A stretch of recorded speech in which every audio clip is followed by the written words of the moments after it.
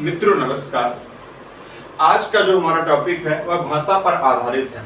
इसके पहले जो हमने पढ़ा था तो भाषा किसे कहते हैं, भाषा कितने प्रकार की होती है, ये जानना था।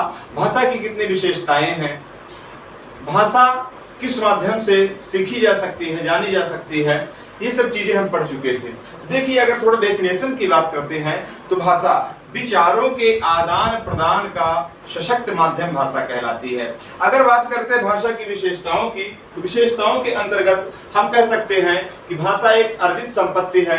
भाषा एक सामाजिक प्रक्रिया द्वारा अर्जित संपत्ति अर्जित की जाती है। फिर उसके बाद हमने देखा था कि भाषा का कोई अंतिम स्वरूप नहीं होता है, और हमने क्या देखा था कि भाषा परिवर्तनशील होती है, भाषा का एक मानक रूप होता है, और भाषा क्या है, कठिनता से सरलता की ओर चलती है। ठीक है, तो ये चीजें हमने अध्ययन किया था। इसके बाद हमने ये देखा था कि भाषा दुनिया में लगभग कितने प्रकार की भाषाएं बोली जाती हैं, तो विश्व में लगभग 3000 तरह की भाषाएं बोली जाती हैं। उनमें से अपनी भाषा संस्कृत, हिंदी, अंग्रेजी आदि कई भाषाएं जैसे हम कह सकते हैं बोली जाती हैं। ठीक है, भाषा को सीखने के लिए जो मनोवैज्ञानिक दृष्टिकोण होता है वो 3 प्रकार से होते हैं। पहले नंबर पे आता है आपका कि किसी भी भाषा को सीखने के लिए जिज्ञासा होनी चाहिए। दूसरे नंबर पे आता है कि किसी भी भाषा को सीखने के लिए अनुकरण करना चाहिए। अनुकरण अर्थात उच्चारण अथवा लेखन दोनों करना चाहिए।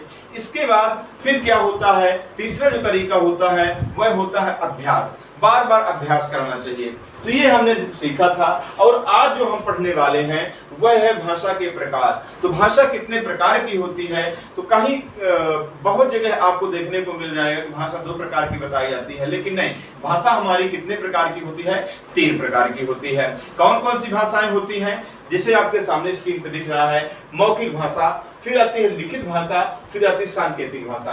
मौखिक भाषा की बात करते हैं तो ये क्या होती है, भाषा का सबसे सरल माध्यम होता है। इसके माध्यम से व्यक्ति क्या है, अपने विचारों को किसी दूसरे के समक्ष बोलकर प्रकट करता है, कहकर प्रकट करता है। अर्थात जो अपने विचारों को देने वाला होगा वह बोलेगा, और जो विचारों को उसको लेने वाला होगा वह क्या है, उस भाषा को सुनेगा। जो सुनने वाला होता है वह लेने वाला होता है, और जो देने वाला होता है वह बोलने वाला होता है। अर्थात क्या होता है, इसमें मौखिक भाषा में जब हम किसी दूसरे के समक्ष, किसी दूसरे व्यक्ति के समक्ष अपने विचारों को बोलकर प्रकट करते हैं तो वहां पे कौन सी भाषा होती है, मौखिक भाषा होती है।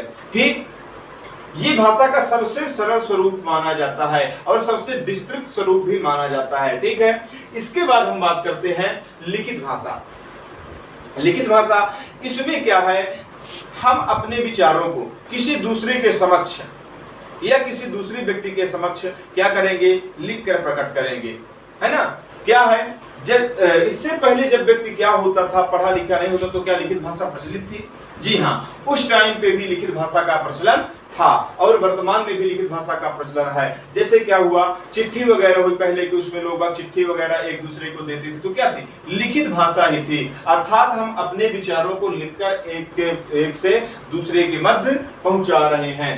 ठीक है, तो हमने देखा जो मौखिक भाषा है तो अपने विचारों को बोलकर दूसरे के समक्ष प्रकट करना, लिखित भाषा है तो अपने विचारों को लिखकर किसी दूसरे के समक्ष प्रकट करना, और फिर आती है सांकेतिक भाषा। तो सांकेतिक भाषा जैसे हम कहते हैं, संकेतों के माध्यम से, इशारों के माध्यम से जो भाषा प्रकट की जाती है वह क्या होती है, सांकेतिक भाषा होती है। जैसे इसको इस तरह समझते हैं कि क्रिकेट में जब एक बल्लेबाज आउट होता है तो एम्पायर का काम केवल क्या होता है, उंगली खड़ी करना। एक उंगली खड़ी कर देता है तो ऐसे क्या होता है, बल्लेबाज बिना कुछ बोले वहां चला जाता है, एम्पायर कुछ भी नहीं बोलता है।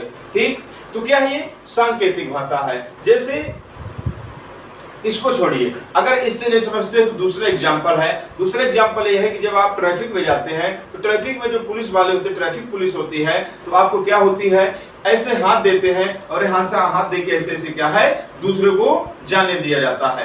तो क्या है, ये सांकेतिक भाषा है, जो कि भाषा का सबसे कठिन माध्यम। जब तक कि इसके बारे में हम पढ़ेंगे नहीं, इसके बारे में हम किसी दूसरे से जानेंगे नहीं, तो इस भाषा के बारे में पारंगत नहीं होते हैं। अर्थात ये भाषा का कठिन, सबसे कठिन स्वरूप माना जाता है। और ये जो है मौखिक भाषा, भाषा का सबसे सरल स्वरूप माना जाता है मौखिक भाषा, भाषा का सबसे कठिन स्वरूप माना जाता है सांकेतिक भाषा, और लिखित भाषा कठिन भी है और सरल भी है। जो पढ़ा लिखा है उसके लिए सरल है और जो पढ़ा लिखा नहीं उसके लिए कठिन है। तो इस प्रकार भाषा 3 प्रकार की होती है, लिखित भाषा, मौखिक भाषा और सांकेतिक भाषा। ठीक है, नेक्स्ट इसके बाद हम जानना चाहेंगे कि भाषा जैसे हिंदी हमारी है तो हिंदी की उत्पत्ति कैसे होती है, हिंदी भाषा की उत्पत्ति कहाँ से होती है।